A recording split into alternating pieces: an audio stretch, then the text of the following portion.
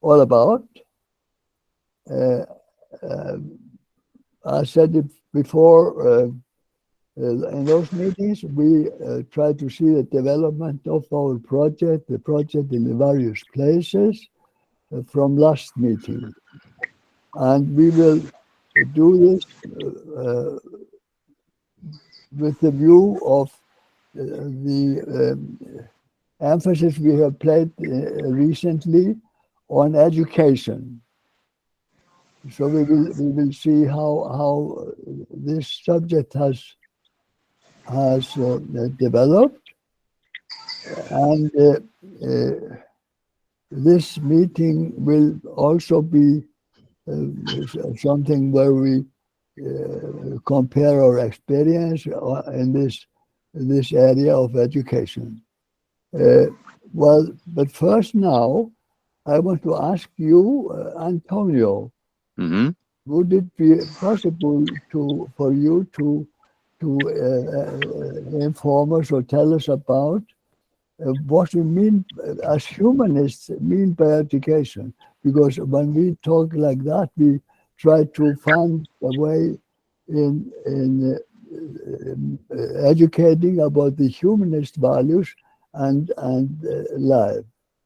So please, if you could say some words about. Yeah, with pleasure. First of all, I want to say hello to those who I don't know directly or that came a bit later. And I am Antonio, working with Julius and Ragnar in organizing this Asian Forum of Universalist Humanism. You know that the fundamental African. concerns. Sorry? African. You said Asian. Sorry, African. It's because we are also doing one in Asia.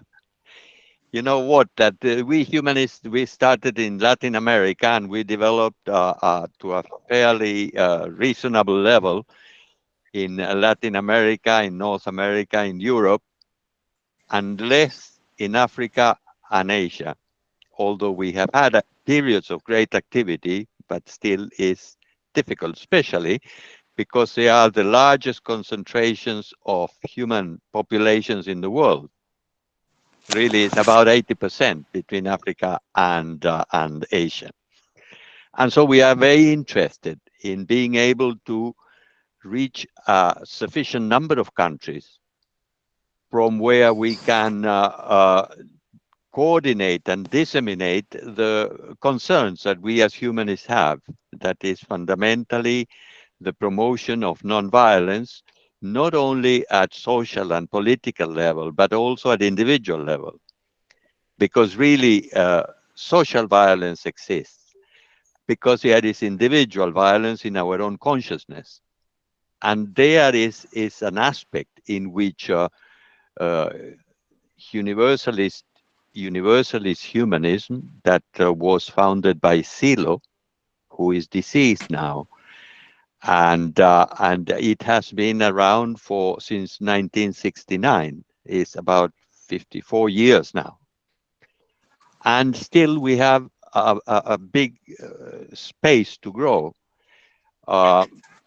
We know that the world is going into a crisis, every time deepening crisis, that is an existential, a civilizational crisis, because the values that prevail in the world, the cult of money, of authoritarianism, of power and dominance by the bigger countries, is what is creating constant wars. And that has been the case since 1945, when the last World War took place. And then the Americans were under saviors, the part of the Anglo-Saxon Empire through the colonies of America, and they took over and they control all the monetary system of the world, and they have created non-stop wars all the time with different pretexts in all the continents. I was born in a country in South America that is Chile.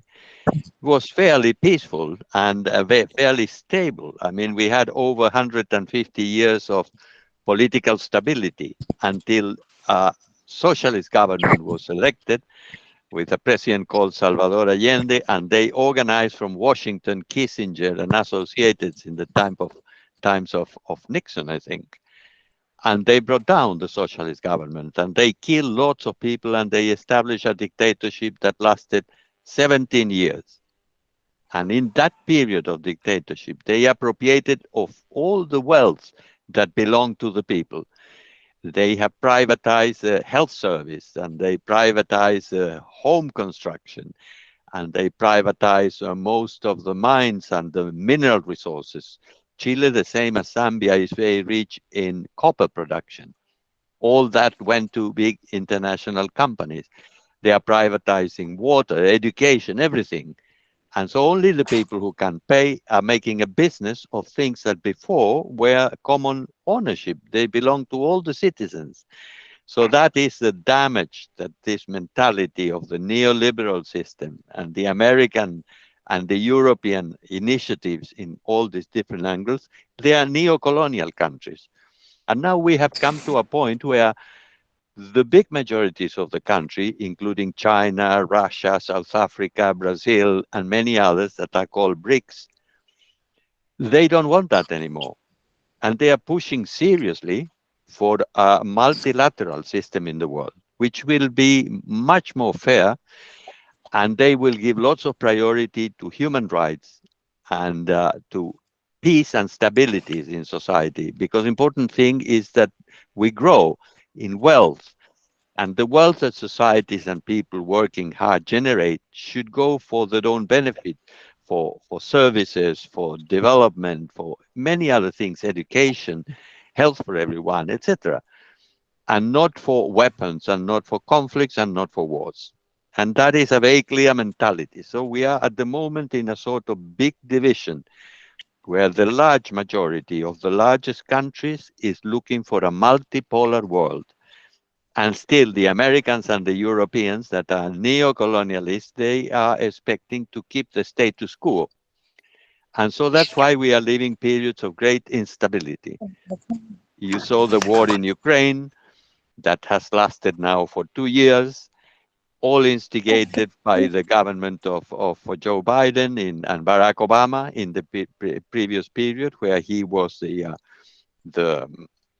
he was the vice president, and he had the power to organize and nurture all these conflicts. Now we have again Israel and Palestine, because Israel has never fulfilled the obligations that have been established by the United Nations in terms of having two states and one territory.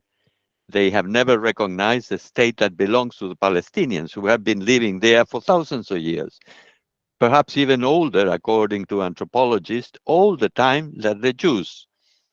But the Jews want to claim everything for them and to leave the others, who are 5 or 6 million people, just in a little piece of land that is called the Gaza Strip.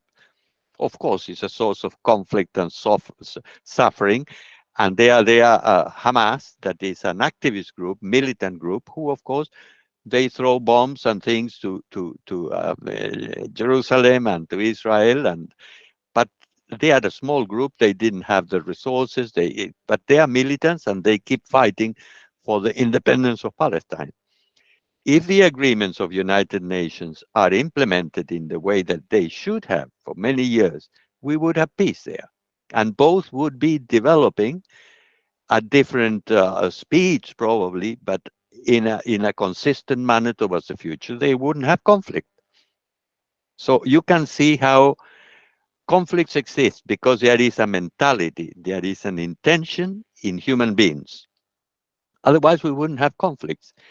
And we are moving, and that is what the BRIC countries, or that are all of them, about 80% of the population of the world want. People don't want any more wars. The wars cannot be won because the technologies are available for everyone. And the result is that we kill lots of people, and we spend all the resources in weapons. And these weapons are manufactured by the largest corporations of the United States, Britain, France, Germany, etc. So all the resources go to corporations, and the general public is deprived of fundamentals. And that is not possible. And we want to contribute to stop that, creating awareness in the people, educating about what is happening in the world, but in a non-violent way. Because if we continue trying to change things by violent means, we are there in square one. It's a repetition of what humanity has been doing for thousands of years. And now it's not possible. We have changed our mentality, our consciousness. We are more people than ever before. And we are going to double the numbers of population in the future. So we have to accept all the difference as part of the human race, as part of the same family. If people are from different races, different cultures, different genders, different whatever the differences, are differences that are enrich society. They make it more interesting, more full of possibilities. And we have to learn to accommodate the differences in face of the future. And that is very auspicious, it's very positive. So it's a conflictive moment in humanity, but we humanists have lots of hopes about the future. We think that the future is going to be better because the mentality of people are already changing in the right direction. And we want to contribute explaining the sources of violence within our own consciousness. That is what Julius was expressing as educating. And we are going to put an emphasis in the work that we are doing towards organizing an African forum, putting an emphasis in the understanding of violence within our own consciousness and in society around us. And also we will go designing together this first forum that probably will be, we hope, towards the end of next year, or otherwise it will have to be in 2025. But will be many other people supporting that, many other grassroots organizations. We hope lots of universities and other institutions that gather and can have access to lots of people. Because really what we want to disseminate is the message of nonviolence, of evolution. We think that we all can transform ourselves. We can become better people. We can become more articulate. We can develop new skills. And there is enormous room for education for everyone in everything, in languages, in skills, in technologies, and in comprehension of what is required in society in order to keep a very important rhythm of progress, of developing for everyone, not just for a few. And that means that the means of production and the resources of society have to be shared. It's not possible that 1% of the population, they have 90% of the wealth of society, and then the rest have to share a smaller portion of the pie. It's absolutely absurd, it's cruel, doesn't work, and it creates violence. And that is what everybody needs to understand, and how we have to take lots of initiatives, and in a way, we have to be proactive in changing the mentality around us in our villages, etc.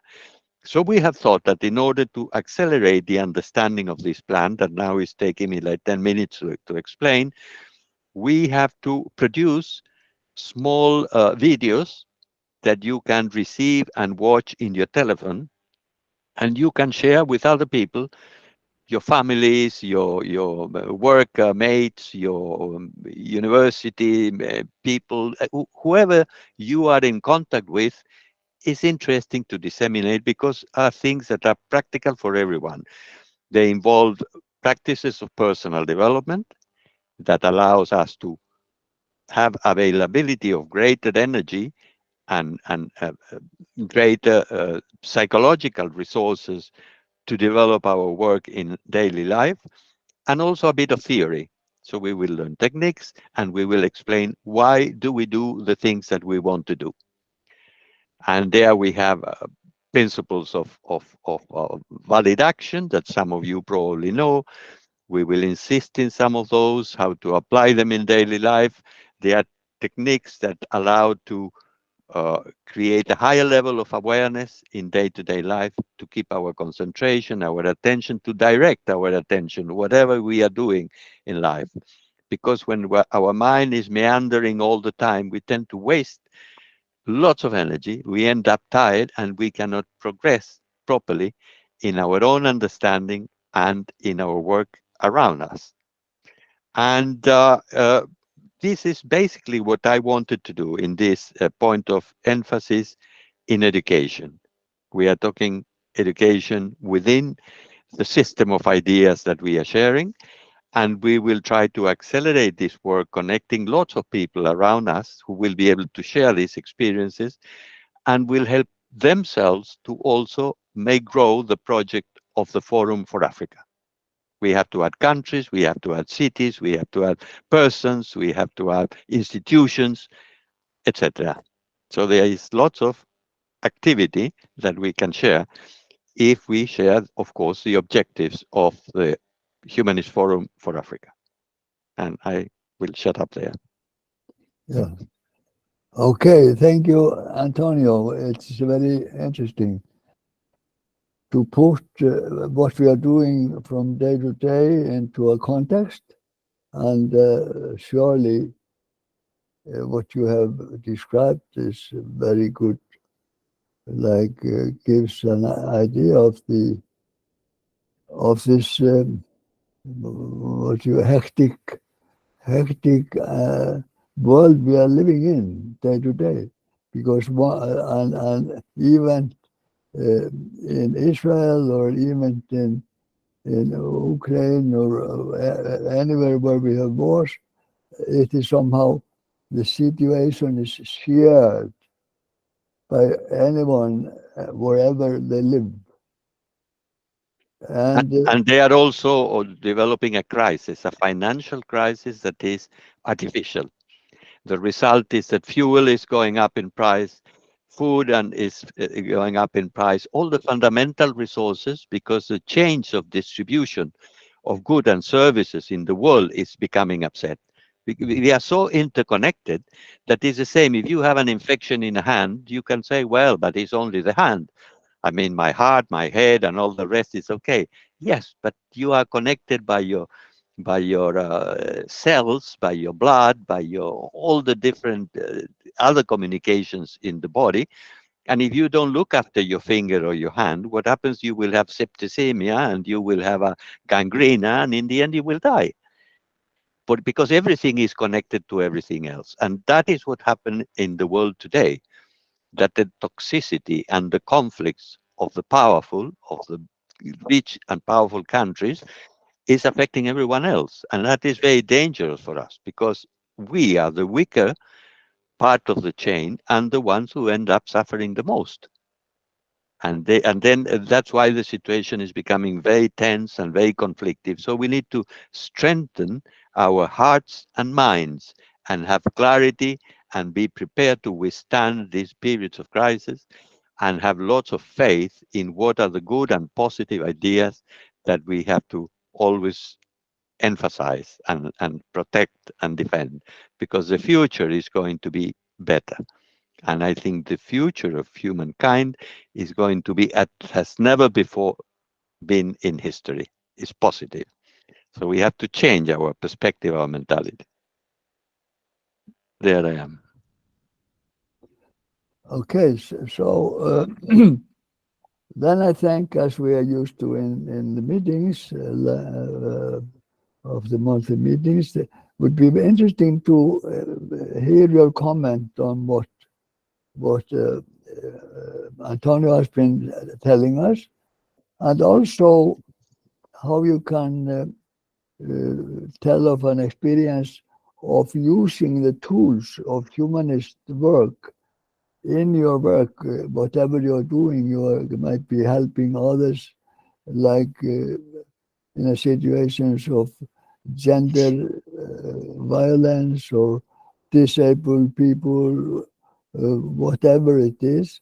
And so please now, if you want to, someone wants to share his views on what Antonio is talking about. Or what you have been doing, or any other thing around these topics. I mean, don't feel restricted about comment about what I said. Yeah, yes, but I'm inside the situation that you have Yes. gone for, and in any situation we find in ourselves and around us some type of violence. And so please don't be shy to. If someone wants to start.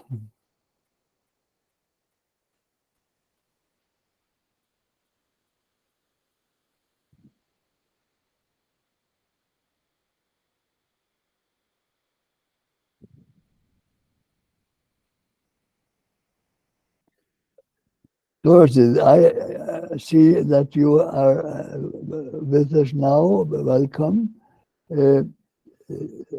Dorothy from Kisumu. Can you tell us about how you have been using the humanist measures in your work with the disabled spinal bifida patients? Can you tell us something about your work in your school?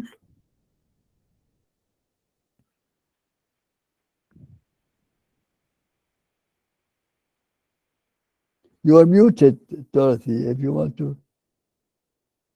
to say something. Yeah, good evening, everyone. Hello. Hello. Good evening. Hello. Yeah, thank you for giving me this opportunity. I would just like to add on what I've been listening Antonio talking about. Last week on Friday, we had a meeting with different organizations talking about safeguarding policies. And if I look at what Antonio is talking about, it is more of relating, and many people are coming to realize themselves, like how can people come together and change the narrative of whereby people can have their own freedom and can express themselves, be it at your working place, be it in the community, be it in the government offices, be it everywhere you're working, because you find that there are some policies we've made them to be normal, but they're not normal. They're not normal in that we've grown up knowing that it is something and always the boss is right and he has to say it. And if I relate with the world, where the world is going, I can relate even here in Kenya. The fuel price is going up, the food price is going up. Now they've added school fees, whereby it means that most of people won't join the university. Some won't go to school because of the family background. Yeah. And that is the reason why I'm saying that if we stand up and become one voice, we can change the narrative. Yeah. So what Antonio is talking about, and I'm impressed that I was thinking that it's maybe Kenya here, but now I've realized that it's global, whereby everything is changing. Yeah, it's globally, whereby everything is changing. But to some extent, it's affecting some upcoming countries, like in my country, Kenya. If the school fees goes up, then it means that most of the children are not going to go to school, and it's going to take us back in 80s, where I used to see girls leaving school and joining to go and work in the town as house helps, girls getting married at a tender age. You see, because when this thing come out, it always affects women. Mostly Exactly. before it comes to men, it affects women a lot. Yeah. And we realize that you will find that all the sacrifice of the family will be done by women. Like girls are supposed to get married so that that man who has married you can pay the school fees for your brother. You see? Yet you find a woman leaving school at a very tender age. So when we stand together, I think this narrative can change. Thank you so much for the opportunity. Exactly. That's very well said. Brilliant. Thank you, Yes. Dorothy. This is very interesting. Because as she says, it's everywhere the same thing. Even the United States, there's terrible divisions in society, disagreement about everything, and violence going up, and the cost of living going up, and the large majority are not millionaires, so they are suffering big time. They are even talking of civil war there. Okay, yeah. Someone else wants to express themselves about this situation and what they are doing to what they think is possible to do.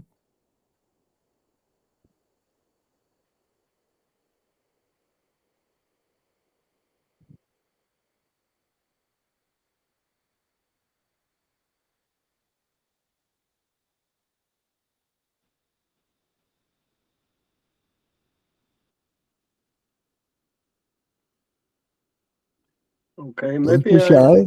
Yeah, okay, Ragnar, yeah, please, add a welcome. little bit, because what we have been talking about, me and Julius and Antonio, and through all this work and all these meetings, we are having meetings, weekly meetings, Friday, where we are working with ourselves, trying to get rid of the violence, to be more in peace with ourselves and more stronger to be able to guide people around us, because people are looking for guidings. People are looking for someone they can learn from, and to see the human face, to see the human view to things.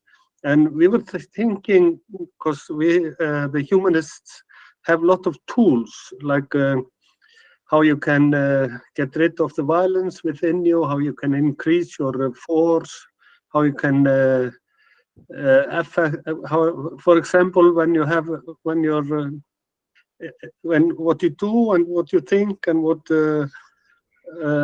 you feel is in unity, then you are much stronger. So it's a lot of tools we can use. And we were thinking maybe we can make small videos to explain its context, explain clearly what we are talking about. So you can show people around you, send it to people around you, because maybe sometimes you don't know how to explain all these things we are talking about. So that, and also it is like the wallet action, to explain each and every of the wallet action. It is something, because these are law of nature everybody is facing, and everybody can understand what is right and what is wrong. So it is just to tell people about it, to show people about it. And as you know, everybody can come to these meetings. You just need to have a phone and get the invitation. Then you can take part in this internal work meetings. And so what we want is to get more and more people to come to these meetings, so we can be a social power, and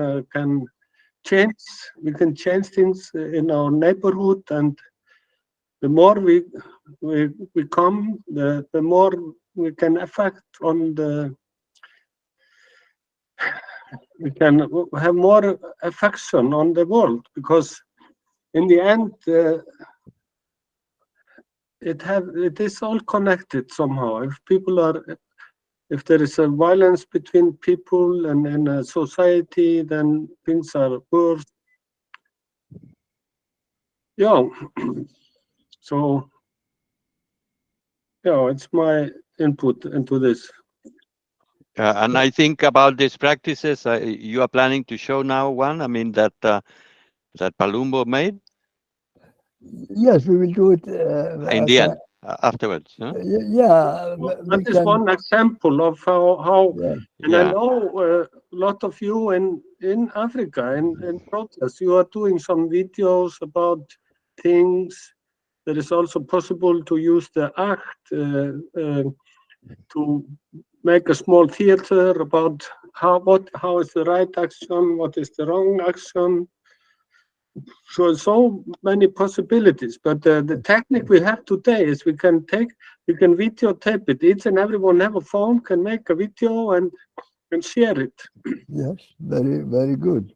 Very, very nice. This I like this idea of using the techniques and see how we can spread from there. And I see that many were from Zambia, and Max, I believe they are both of them in this meeting. Max, you have been doing some theater for change things to have theatrical acts that are demonstrative of daily situations and how it is possible to find solutions. Can you tell us about that? You are muted, Minwer. You hear us? Sometimes in Zambia they don't hear us well. So it's the internet often a time. But if you hear us, can you say a few words on what you are doing in this respect of the theater for change?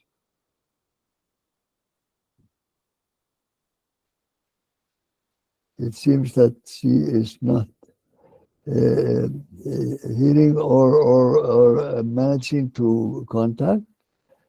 But I have an idea that maybe it is very okay because we have time yet that we will listen together on a video that we acquired recently about the guided experiences that some of you have known about, where we can see in an example of a video that can explain our way of working. So after that, we can have a brief communication.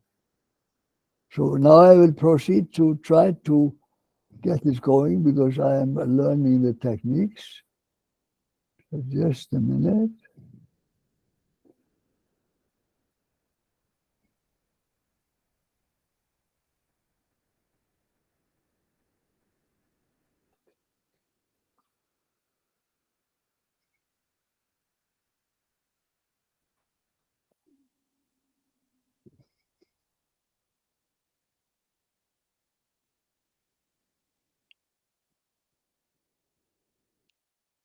They are putting all the guided experiences into little films that will be very Yeah, easy to communicate and to share with people. yeah, And they are very effective in helping to solve conflicts and yeah. difficulties. And the And this example of one, this one is good. yeah, this one is from Italy. Our humanist friends there.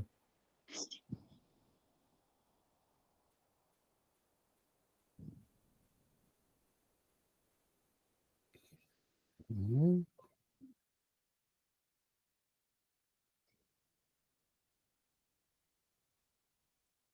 Who has not experienced an injustice in childhood, it says. That is the topic of the experience. Yeah, okay. And it is about the guided experience, the child that we have sometimes done in our Friday meetings. So here we go.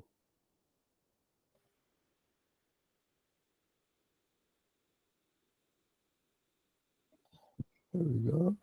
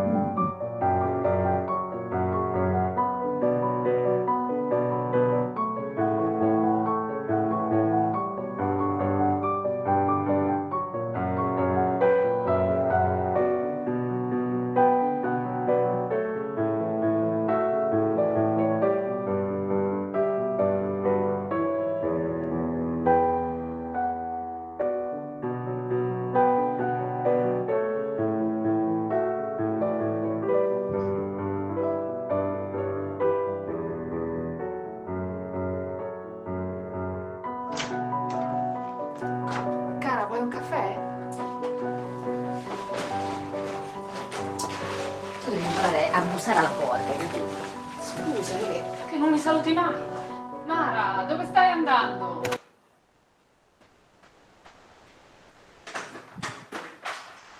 Mara!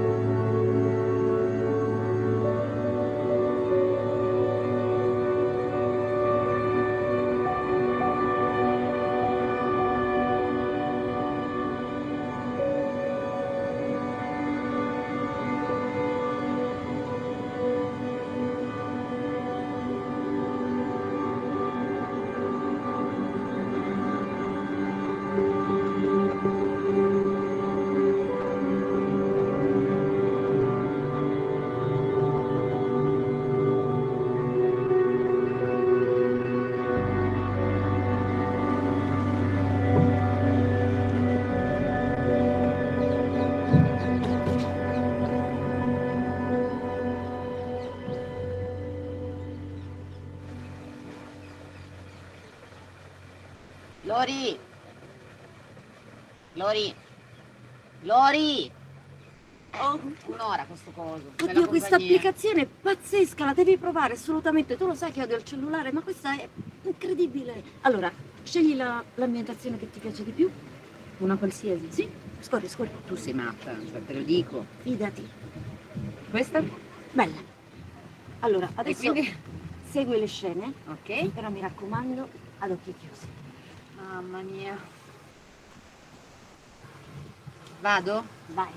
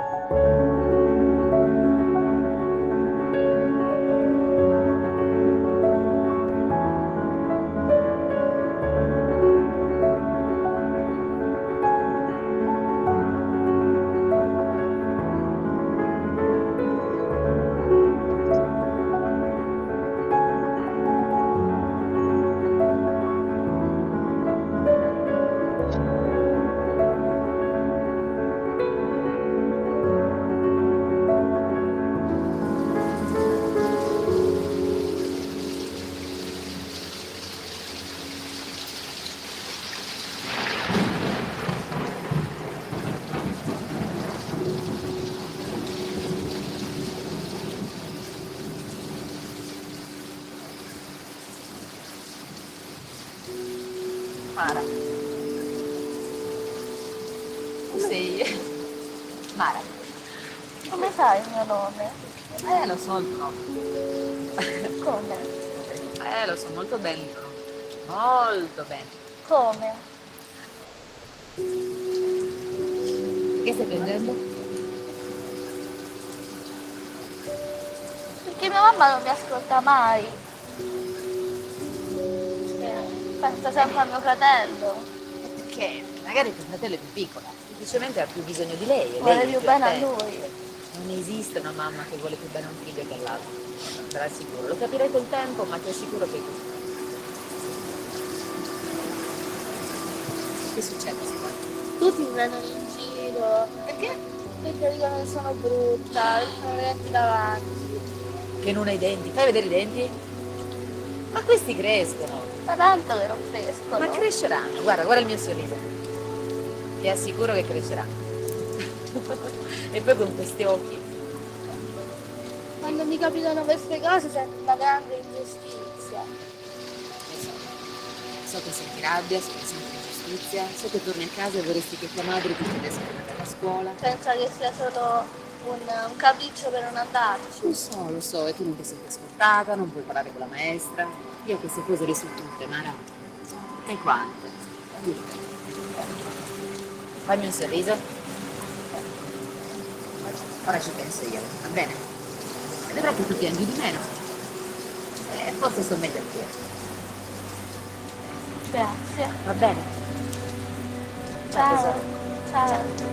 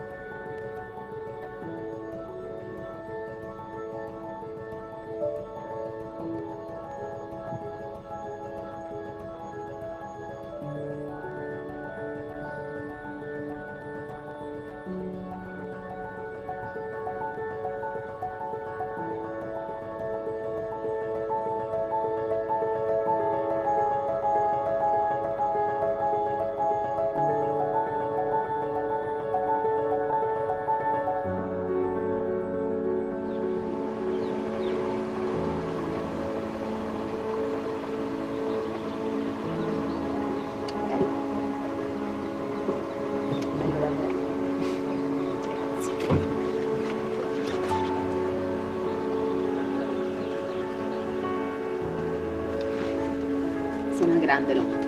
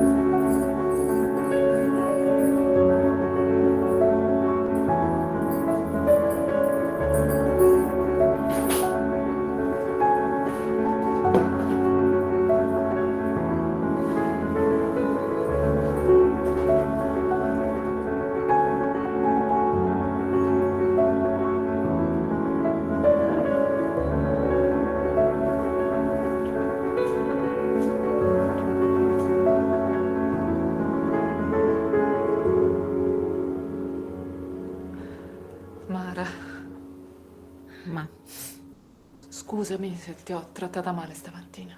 ma no, ma scusa tu. Mi devo scusare io, altro che. Per due cose. La prima, la più importante, è che la devo smettere di darti tutte le colpe di tutto quello che mi succede. E la seconda è che sono entrata anche stavolta e non ti ho salutato. Mi abbracci? Ma sì, certo, amor mio.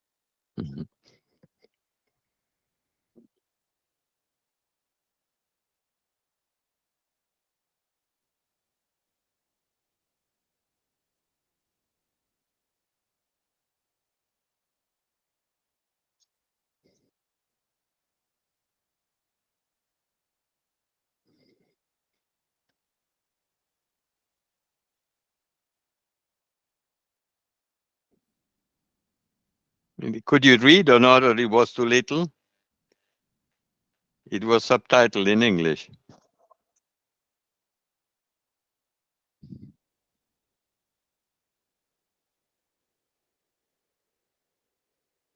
You're muted, Julius.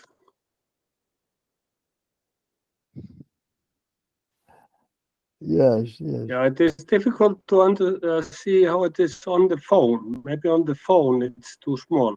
It's too small. Oh, is it? Is it difficult on the phone? Can you read the subtitles?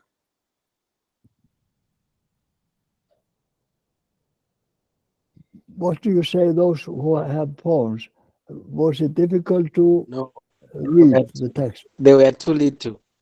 Too little, yeah. Okay, okay. So, okay. So, well, we will go through the difficulties in the sense that this is something we need possibly to overcome. But those of you that have done this guided experience of a child, how could you follow, like Nineveh in Zambia, or anyone that has done the guided experience in? Hi, everyone. Yes, Jay?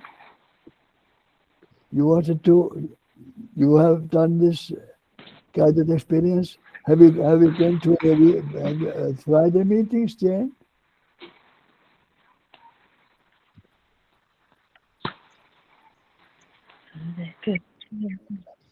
Yeah.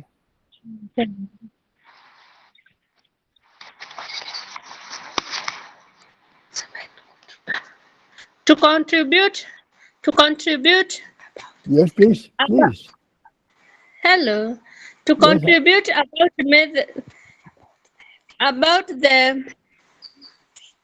the video. Yes. I may like to say I really learned from the group. Most people are going through difficult in different countries. And I know that if we are ready to help each other, we will be supportive, and this organization seems to be very helpful. Thank you. Thank you very much, Jane. Because you said, you see, Jane, that she had a bad relationship with the mother. She was a teenager or something like that, and she used to blame the mother for everything. I don't know other circumstances, but they had a conflict, a bad relationship, and they are only two people. And she meets a friend in the park, and then she allows her to hear the experience in her headsets, and then she, in the story, she has to help another little girl with a similar situation, and that is complaining about the same things that she complains. And suddenly she understands then the source of her own conflict and how unfair she is being to the mother. Well, the thing is that after that she returns home, and because she could manage to understand these things, then she reconciles with the mother. And so it's very short, but I mean, it gives an idea how a psychological problem, sometimes they have lots of bad feelings in a family group where people have so many complex relationships in the past, the children with the parents, etc. It can be resolved by each one of us. That's the thing, that we are the masters of our own changes, and we can share then those experiences with other people, and then they also find an indication of what to do in their case, and so on. And like that, there are many sort of common points of conflict and suffering that gradually you can go exploring through these audiovisual tools that are fun and very well done. Or eventually you may be able to develop your own, because there are a few people who have lots of skills with the videos, etc. And you can construct your own with your own actors and plan as you direct a film. So it's just one example of techniques that we can disseminate and we can go using in different occasions for all of us. It's very true, Antonio. Any more want to comment on the video and on what we are talking about?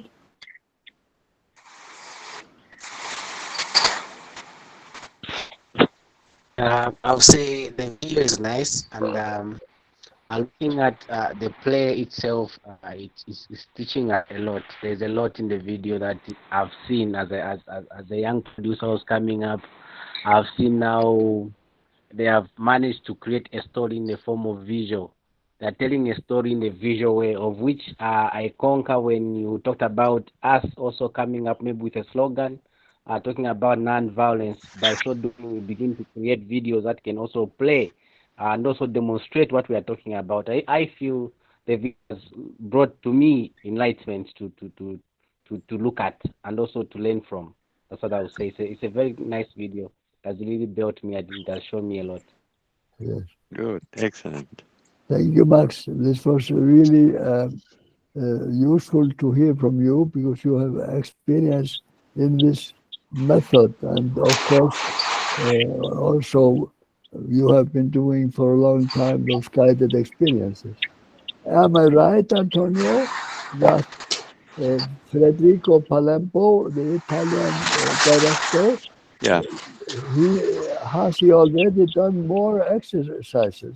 Yes, I think he will start to publish, to distribute them. And I know that there are people in different countries who have done some of their own experiences. Yeah. So maybe we can somehow communicate with him to have more bigger subtitles, technical things that he might help us. Yeah. Yes. Jane?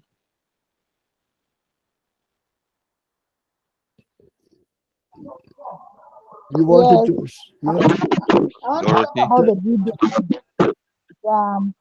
So I can relate this to what Antonio said before.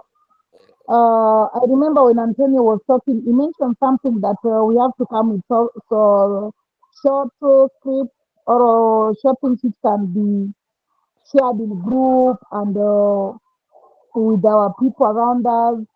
And I think this is one of the examples which can help us, because you find that as who work with children, they will love to watch than to hear.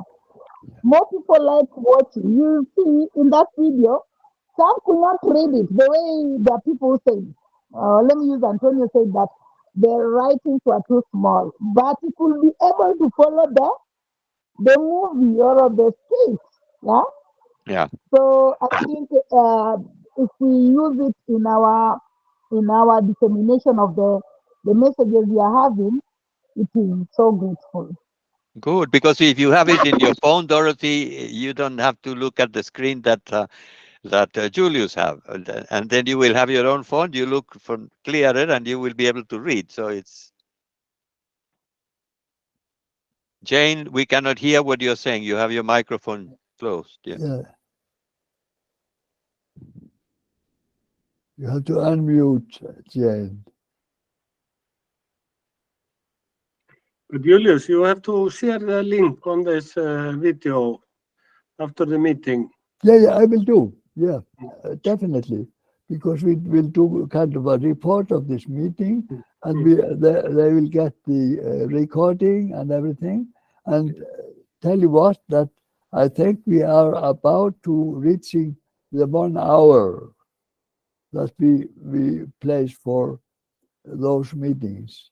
But I must say I'm very, very happy about this this monthly organizational meeting, because we really are moving something further with this new techniques and to get this the exercises, the experiences into apps, into the phones. It will be kind of a educational revolution in our process. So I thank all of you for joining, and I think we are closing now the meeting, and I say peace, force, and joy to all of you. Everyone. Very nice seeing you. Take care. Yes, very nice. Very nice. And remember the Friday streaming tomorrow. That will be very interesting also. Okay. Thank you. Thank you.